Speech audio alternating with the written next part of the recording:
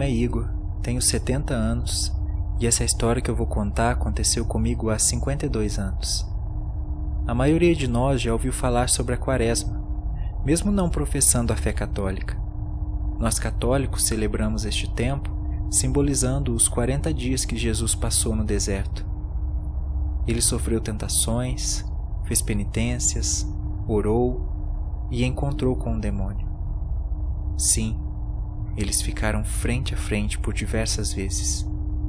A Igreja acredita que é de extrema importância se lembrar desses 40 dias, nos ensinando a fazer um exame de consciência e penitências, assim como Jesus fez. Acredita-se que isso ajuda no nosso crescimento espiritual e na nossa conversão à verdadeira fé. Alguns dizem que nessa época, assim como o demônio estava à solta para tentar Jesus, ele também está à solta em cada quaresma celebrada. Talvez você pense que isso é um mito, mas eu não me importo. Depois do que eu presenciei, nunca vou duvidar que a presença da besta se torna mais forte nessa época do ano. Eu tinha 18 anos e morava com meus pais na fazenda. Nós tínhamos uma situação financeira muito boa. Com o passar do tempo, eu acabei me apaixonando pela empregada que meu pai havia contratado para ajudar minha mãe a cuidar da casa. O nome dela era Amanda. Nós acabamos tendo um caso às escondidas, e esse caso acabou tendo frutos. Algumas semanas após o ocorrido, ela veio me contar que estava esperando um filho meu. Eu fiquei sem reação na hora. Já trabalhava desde os meus 12 anos, mas mesmo assim, isso seria um escândalo para a família. Mesmo sabendo disso, eu decidi enfrentar as consequências e contar tudo para os meus pais. Eles simplesmente não aceitaram. O herdeiro da família ser filho de uma empregada. Meu pai olhou bem nos meus olhos e disse que essa criança seria amaldiçoada, pois não teria um sangue puro. Nessa hora eu dei um soco no rosto dele.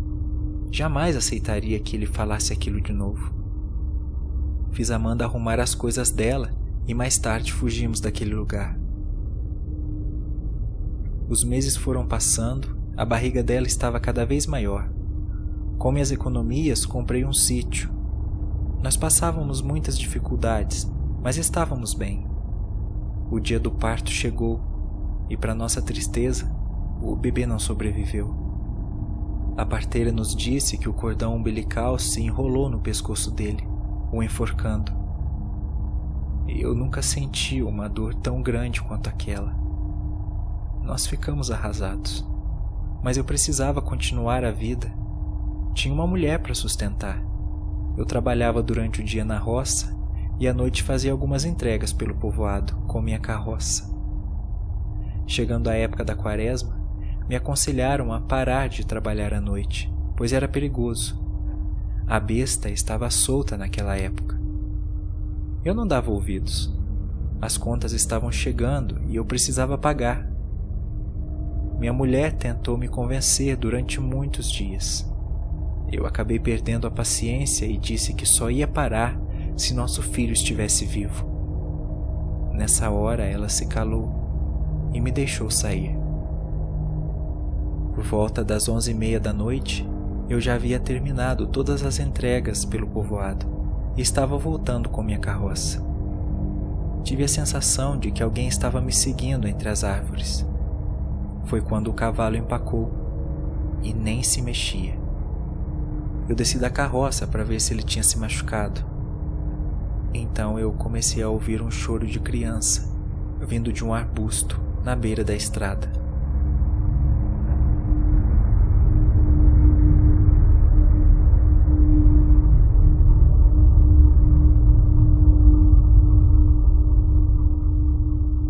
Fui me aproximando do arbusto bem devagar. Eu o abri e no meio dele havia uma criança recém-nascida. Comecei a ter calafrios. Quando toquei a criança, uma mão escura me segurou. Olhei atrás do arbusto e me deparei com uma criatura chifruda, de uns 2 metros, com olhos amarelos e dentes muito brancos. Eu não conseguia gritar. A minha voz havia sumido. Era o demônio, e ele estava me segurando. Não conseguia me soltar. Então ele olhou bem nos meus olhos e disse: "Você queria sua criança de volta? Ela está aí. Pode levá-la. Mas tudo tem um preço." Nessa hora eu consegui gritar "Credo in crux", que significa "Creio na cruz". Depois disso ele me soltou e eu subi na carroça. O cavalo saiu em disparada e eu fugi daquele lugar. Eu cheguei em casa sem força nas minhas pernas. Amanda se desesperou e começou a perguntar o que havia acontecido. Eu contei para ela e disse que precisávamos orar imediatamente, pois a besta estava atrás de mim. Naquela noite nem dormimos. Oramos até o dia amanhecer.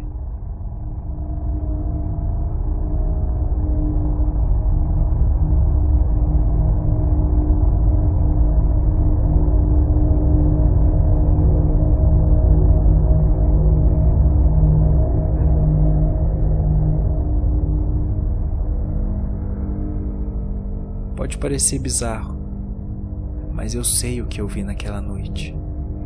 Estive de frente para o mal, assim como Jesus também esteve. E acredito que o demônio está mais presente na Quaresma. Quando estamos dormindo, ele nos observa.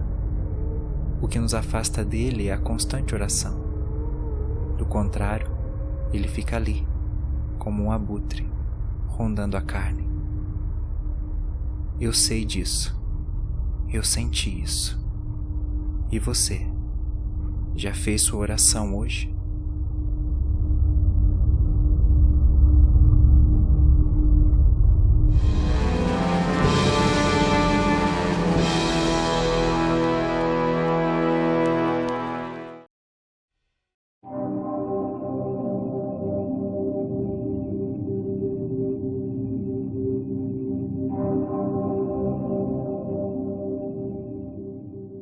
Meu nome é Eduardo, tenho 23 anos e essa história que eu vou contar aconteceu comigo há 12 anos. Você já deve ter ouvido falar na lenda da loira do banheiro, não é mesmo?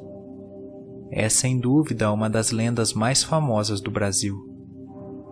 Como eu queria que fosse só uma lenda.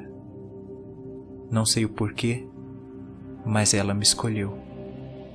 Quando eu tinha 11 anos, meus colegas falavam que para a loira do banheiro aparecer, era preciso ir até o banheiro, falar 3 palavrões em frente ao espelho e logo ela aparecia. Eu sempre fui muito medroso. Nunca fui fazer ela aparecer junto com os meus amigos. Eles iam até o banheiro que ficava atrás da escola e depois de alguns minutos saíam correndo e gritando, dizendo que a loira do banheiro havia aparecido.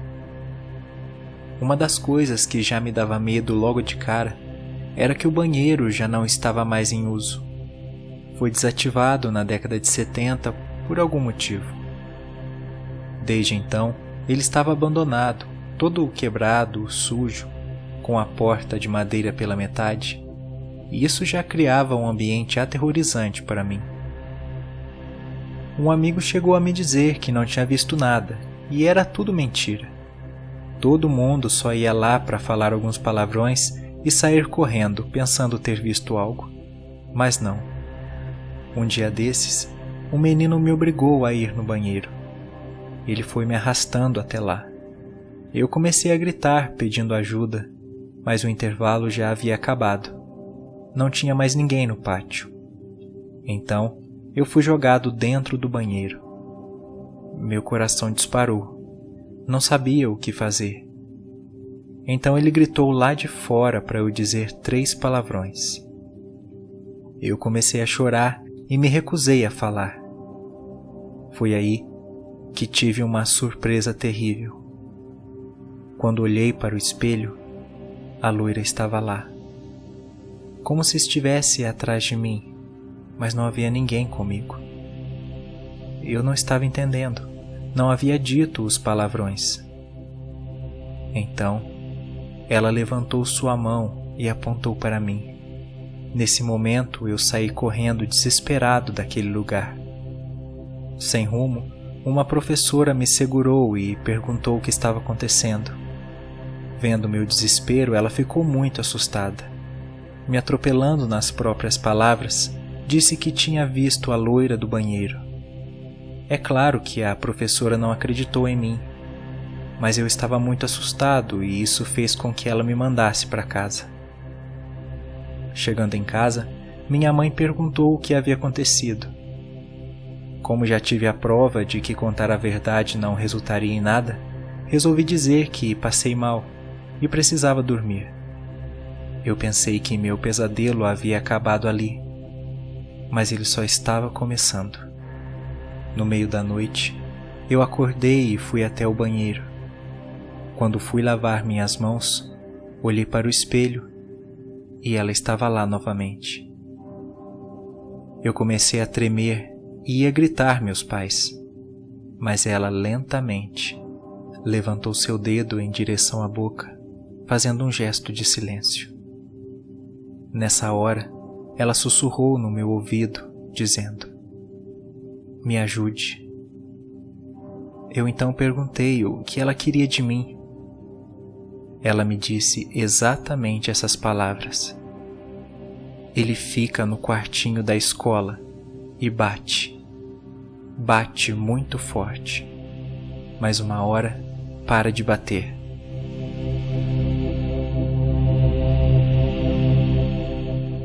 Depois disso, seu reflexo no espelho desapareceu. Eu voltei para o meu quarto e parecia que o medo havia acabado. Ela não me atacou. Parecia estar pedindo ajuda e eu tinha que fazer alguma coisa. A frase que ela disse fazia algum sentido para mim. O quartinho era onde morava o zelador da escola, e algo que bate muito forte e depois para de bater só poderia ser o martelo. No dia seguinte, eu fui até o quartinho ver se encontrava um martelo. Depois de algum tempo eu achei, mas não encontrei nenhuma pista. Achando que tudo aquilo tinha sido perca de tempo, eu joguei o martelo no chão com muita força e caminhei para a porta. Nessa hora, percebi que uma parte do assoalho havia cedido com o golpe. Então eu me aproximei e vi que havia uma caixa de madeira. Nessa caixa haviam fotos bem antigas de um casal. A mulher era idêntica à loira que havia aparecido para mim. De repente, ela apareceu novamente e sussurrou: "Agora posso te mostrar a verdade."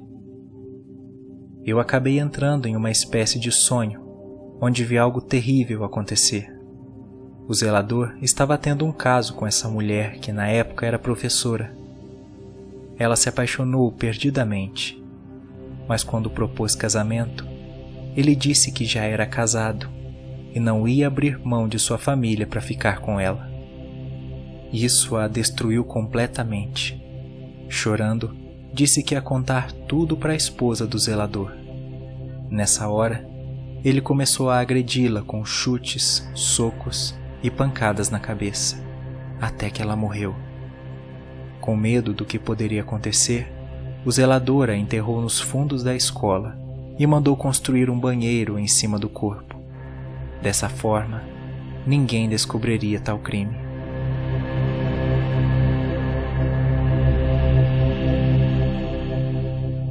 Depois disso, eu entendi tudo.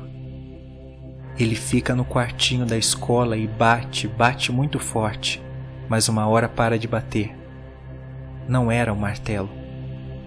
Era o zelador que espancou aquela mulher até a morte. Ela me fez achar as provas que o colocaria atrás das grades. Logo depois ele apareceu, mas já era um senhor com os seus 70 anos. Nem estava mais com sua família, mas não importava. Ele precisava pagar por aquilo. Eu então entreguei tudo para a minha professora. Ela chamou as autoridades que desenterraram o corpo e alguns meses depois o zelador foi preso, onde viveu trancado até o fim de sua vida. Ele morreu no ano passado. A loira do banheiro nunca mais apareceu para mim. Acredito que a lenda se fundiu a algo real e acabou ficando na história. Se ela ainda vaga por aí, eu não sei. Mas agora sei o motivo dela ter ficado presa nesse mundo.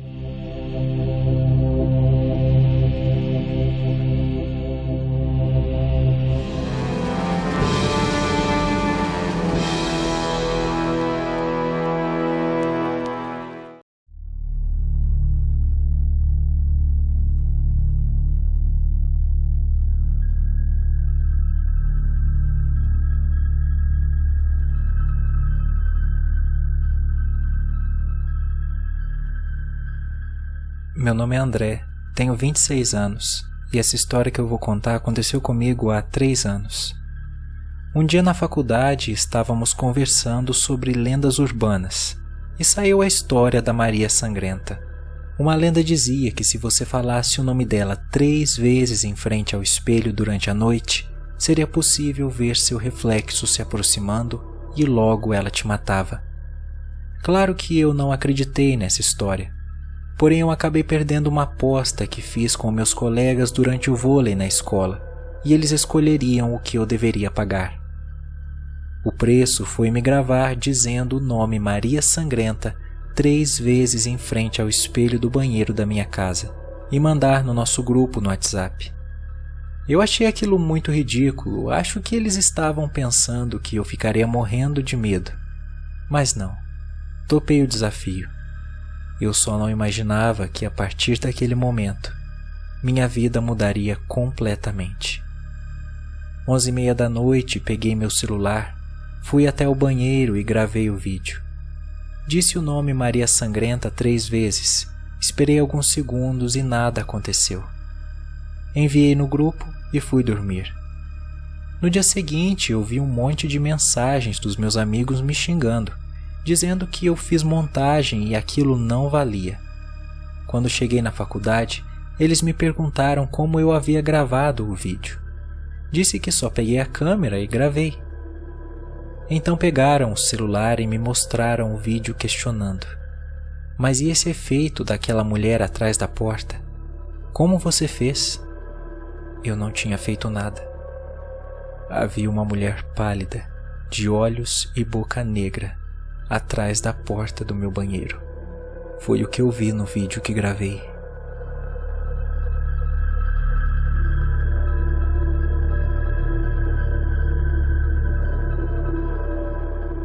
Eu insisti que não havia feito nada, mas eles não acreditaram. Minhas mãos estavam geladas e o medo de voltar para casa tomou conta de mim. Eu então tentei esquecer aquele episódio. Chegando em casa à noite, passei pelo corredor e tive a impressão de ver um rosto no espelho do banheiro. Rapidamente eu acendi a luz e, para minha surpresa, havia um nome escrito com sangue no espelho: Dr. Homélio Cardoso Junqueira. De repente, a porta do banheiro começou a se movimentar, bem lentamente, e uma mão pálida tocou a maçaneta. Minha respiração começou a acelerar. Então ela saiu de trás da porta e ficou atrás de mim. Eu estava vendo tudo no reflexo do espelho. Naquela hora eu virei para trás, mas ela desapareceu. Assim também como desapareceu o nome escrito com sangue. Rapidamente eu fui até o computador e pesquisei esse nome. Acabei descobrindo que Homélio foi um cirurgião plástico acusado de abusar sexualmente de mulheres anestesiadas durante os procedimentos estéticos. Porém, seus crimes nunca foram provados, mas ele acabou se afastando da profissão. Eu precisava falar com esse doutor, pois seu nome apareceu no espelho e eu não estava louco. Talvez a Maria Sangrenta não tivesse me matado por querer tentar me dizer algo. Com o endereço em mãos, cheguei na casa do doutor e sua esposa foi quem me recebeu, mas logo disse que ele não aceitava visitas. antes que ela batesse a porta na minha cara, eu disse: "A Maria Sangrenta apareceu para mim." Nesse momento, ela disse para entrar. Fui até a sala de estar e o doutor estava sentado no sofá com sua bengala. Ele era cego. Não tinha nenhum dos olhos, assim como a Maria Sangrenta também não tinha. Então começou a falar em um tom sarcástico. "Então a Maria Elizabeth apareceu para você, meu jovem? É assim que ela se chamava antes desse nome tenebroso. Bom, você está encrencado. Vai morrer. Ela nunca deixa ninguém vivo. Eu cometi muitos erros na minha vida. Um deles foi ter tentado transar com minhas pacientes. Porém, a única que acordou no meio da anestesia foi a Maria. Tive algumas denúncias, mas meu dinheiro acabou falando mais alto. Porém, Maria era diferente. Ela me ameaçou. Era uma moça muito rica e poderia me prejudicar. Então acabei a matando no banheiro da clínica.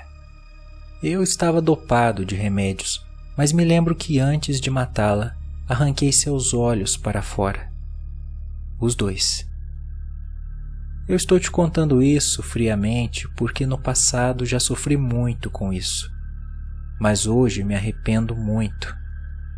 Só que ela quer vingança. Ela veio atrás de mim depois de morta, através dos espelhos. Disse que ia arrancar meus olhos e em seguida me matar. Eu fiquei louco. Não sabia o que fazer. Para tentar impedi-la, eu arranquei os meus olhos. Dessa forma, ela não tem mais uma motivação maior para me matar. Pelo menos eu ainda estou vivo, e nunca mais aconteceu nada. Você a invocou, e ela vai te matar a menos que você faça o mesmo e arranque seus olhos.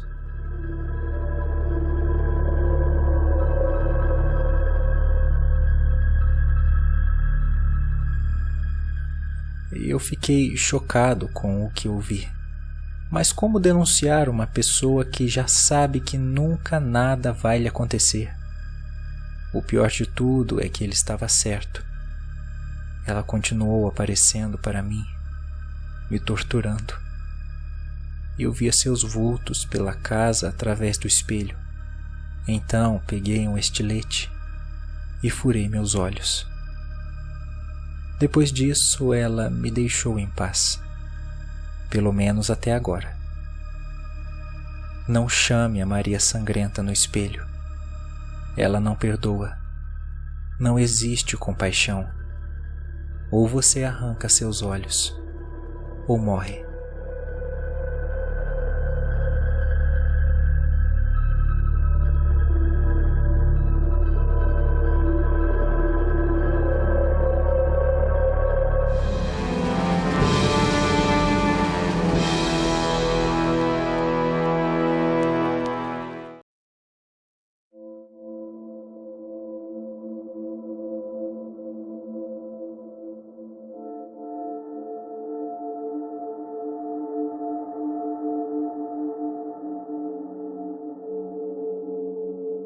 Meu nome é Joel, tenho 37 anos e essa história que vou contar aconteceu comigo há 1 ano. Eu sou médico e por muitos anos me dediquei a ajudar pessoas fora do meu país, em lugares onde a necessidade é maior. Claro que nosso sistema de saúde não é um dos melhores, mas acredite em mim, tem lugares muito piores. Eu sou inscrito no programa Médicos Sem Fronteiras, que ajudam países do mundo todo. Essa é minha paixão. Não nasci para montar um escritório particular. Nessas muitas viagens e trabalhos pelo mundo, sempre tive muita história para contar, mas nenhuma foi tão cabulosa quanto a que estou prestes a relatar. Ano passado eu estava trabalhando na Indonésia quando a pandemia do coronavírus se instalou pelo mundo. Eu não pude voltar ao Brasil, então me restava fazer apenas o que eu fazia de melhor: ajudar as pessoas mesmo sem nenhum conhecimento do que estava por vir. Conforme os meses foram passando, os hospitais foram lotando e a situação se tornou incontrolável. Pessoas morrendo a todo momento e nenhum enterro decente poderia ser feito. No começo, os familiares não podiam ver os parentes falecidos, pois não tínhamos ideia de quanto tempo o vírus ficaria no organismo e se ele poderia se propagar nessas condições. Uma das pacientes que estava sob minha responsabilidade faleceu. Ela já era idosa. O problema é que a família queria fazer o enterro tradicional daquele local, pois essa senhora era muito religiosa. Eu disse que não poderia ser feito, pois ela havia morrido com o vírus Covid-19. Eu me arrependo até hoje de ter dito isso. Os familiares daquela senhora entraram em pânico, como se a alma dela não fosse sair desse mundo se não passasse pelo ritual. O sepultamento em alguns locais tradicionais da Indonésia é feito da seguinte forma: o cadáver é enrolado em uma mortalha branca dos pés à cabeça, como se fosse um casulo, deixando apenas seu rosto para fora. Então ele é amarrado com cordas nos pés, cintura e pescoço, deixando alguns nós para serem soltos antes do sepultamento. Assim o corpo é velado. Se os nós não forem soltos, acredita-se que a alma não se desprende do corpo e após 40 dias, o morto te assombra. Ele vem avisar que os nós precisam ser soltos para a alma dele ir embora. Eu conhecia essa crença, mas não acreditava. Para amenizar o desespero daquela família, eu prometi que faria os rituais e mandaria fotos do enterro, pois eles não poderiam participar. Assim eu fiz. Acompanhei tudo de perto e pedi para fazerem exatamente como no ritual, exceto pelos nós. Eu não pedi para desamarrarem. Não podia ficar o tempo todo em volta de alguém que já havia morrido sabendo que eu tinha outras vidas para salvar. Aquela senhora foi enterrada com a mortalha, porém ainda amarrada.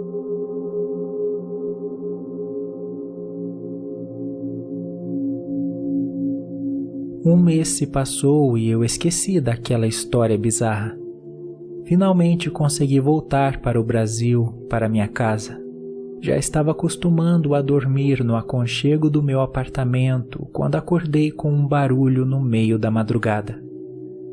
Pareciam socos no chão, como se alguém estivesse pulando. Eram pulos lentos e cada vez o som ficava mais alto. Meu coração começou a acelerar. Lentamente eu abri a porta e fui para o corredor. Nessa hora eu fiquei sem forças. Me deparei com um corpo todo amarrado, enrolado em uma mortalha.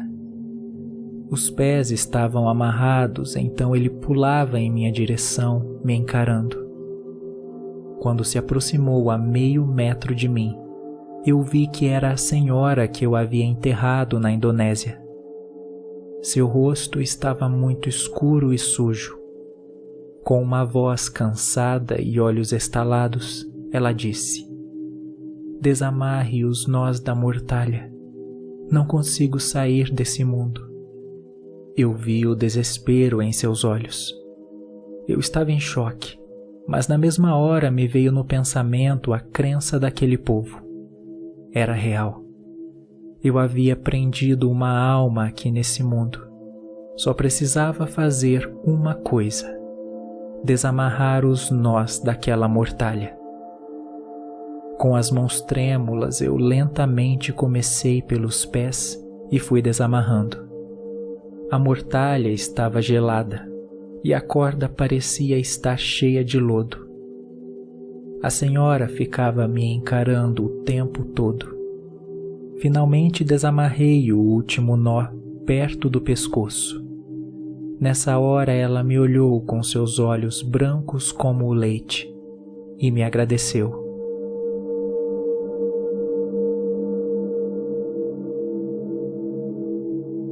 Nesse momento ela lentamente virou sua cabeça para cima, suspirou e seu corpo desapareceu como mágica da minha frente. A mortalha e a corda caíram no chão como um sopro, e por incrível que pareça, o medo em mim foi embora, apesar de não esquecer até hoje do rosto tenebroso daquela senhora vindo em minha direção, presa à sua mortalha. Logo depois, a corda e a mortalha desapareceram também, sem eu ter a chance de tocá-las novamente. Então percebi que o que me visitou era apenas o espírito preso daquela senhora. Nunca duvide ou zombe de crenças religiosas, pois elas podem vir para te assombrar.